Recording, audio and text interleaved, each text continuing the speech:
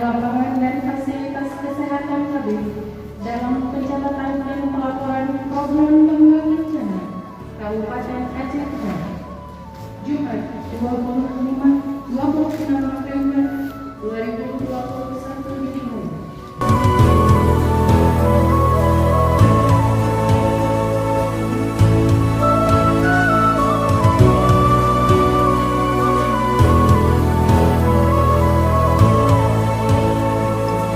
Bagaimana kita dapat mengarahkan masyarakat